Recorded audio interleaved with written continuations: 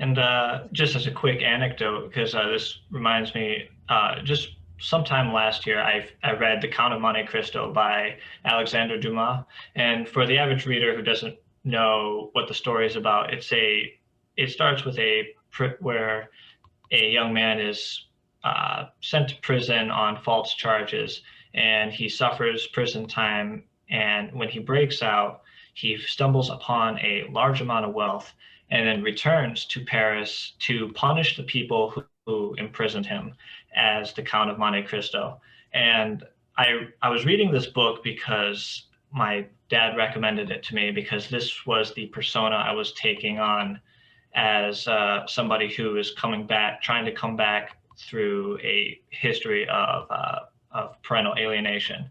And I remember just how much this is one of the first characters in my entire life I've really related to. And I say that as someone who reads a great deal, both fiction and nonfiction. And so reaching towards the end of the book, where the character, the Count of Monte Cristo, was realizing that vengeance was not going to solve his problems, and that even after enacting some vengeance on the people who had unfairly put him through 14 years of prison, it led me to realize the errors I was making, and that I was also walking down this path. And mind you, this was 3 years into a very, very detailed 10-year plan of how I was going to and how I was going to make my return. And it wasn't going to be anything remotely illegal. I'm not trying to be scary or anything like that, but in a sense where I was going to push myself to become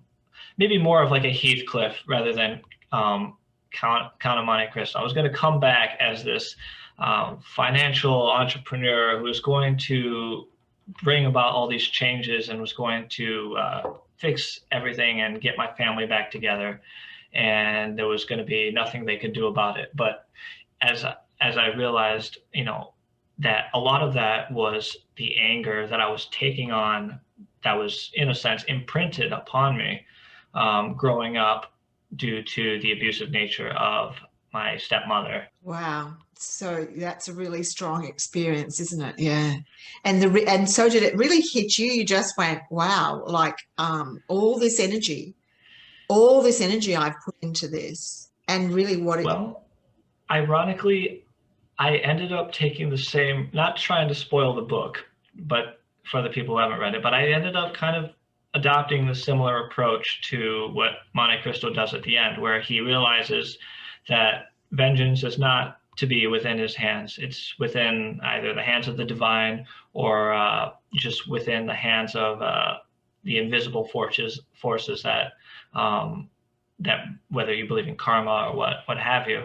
And so what Monte Cristo does at the end is he finds the people that do love him, the people that he is happy with, and he moves on from the previous love that he had that had already moved on from him. And he just goes on and lives his life. He adventures, he enjoys himself. He still has his traumas to work through, but he's not going to be defined by them anymore. He is no longer wearing the costume of Monte Cristo because that's the personification of his vengeance. Rather, he's going to go back to being a you could say a reborn version of Edmond Dantes, which was his actual name. Beautiful. And I think sometimes that vengeance mode initially is something that's valuable to work through, because it is that sense of injustice and the anger and the hurt and the deep grief. And sometimes that can propel us to, do better and be stronger and achieve. And so that has a positive influence. But if that's what continues to drive us as you're you gain that insight, then it's driven, the source of it is vengeance. And so, it's really wasteful energy, and it consumes a lot of our life force energy. And my belief is it consumes a lot of our joy and aliveness, because it's very difficult to feel joy and a deep sense of creative aliveness when the driver, the impulse for your doing well and achieving in success is actually revenge. Let it be instead acceptance of what happened, and I will do the best, make the best of things. And here's me making the best. Talking about imprisoners. So I've never read Count of Monte Cristo. You inspire me to read it, and I love that you're an avid reader. Fantastic book. Yes, but Nelson Mandela says something interesting on that too, because as we know, in his Long Road to Freedom, he talked about, there's no point my staying in anger at, the imprisoner, those that imprisoned me, and it cost him his fat. We know what it cost him. Everybody knows that. But he said, for me to stay in vengeance is like drinking poison and hoping it will kill your enemy. You're absolutely right. I mean, whenever I described the feeling to people, at least internally, I would start with, it's a very strong fire, but it's not an uncontained, billowing orange fire. No, this was a very focused blue fire that I had within me, and it drove me for, like I said, 3 years into this 10-year plan. And I went from having no money, nothing really to my name, to working my way up through this retail job and buying my own house on my own, and just slowly building up this vision for the future, but at the cost of many things, at the cost of potential relationships with people, at the cost of having meaningful relationships with just friends in general. I shut down my emotions as well. I won't say I wasn't happy, but I wasn't feeling anything.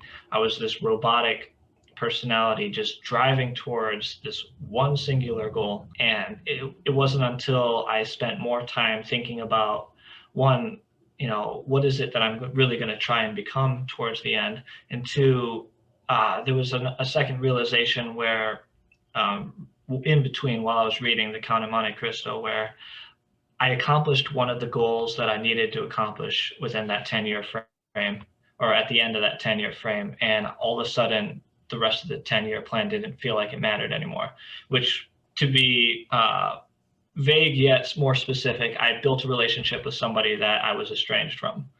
And so at that time, it was like, okay, I thought this was going to take 10 years, $1 million and a personal private jet. It didn't. It took just a little bit of genuine emotion and just being emotionally there and present for somebody. Now I did this in 3 years instead of 10. What do I do now? Well done. Well done. But isn't that beautiful? The gift was the presence. Yeah. But it sounds like you operated less from revenge and more from a desire to make a difference, which I think was a very different motivating factor. It wasn't that you were going to do well in spite of what happened, or something like that seemed to be your motivator, which there was a pride element. There was a pride element there. So like I might be hyper criticizing myself, but there was a pride element. There was the desire to stand there and say, to stand there to the abuser, I have done everything you said you would do yourself, and where are you? And so that was part of that pride motivation. And don't get me wrong, that's not healthy either. Sure. Still, it's healthier than some options. Yes, it's healthier than some options. Yes, you devote yourself. So it's really, really wonderful. Yeah, good job.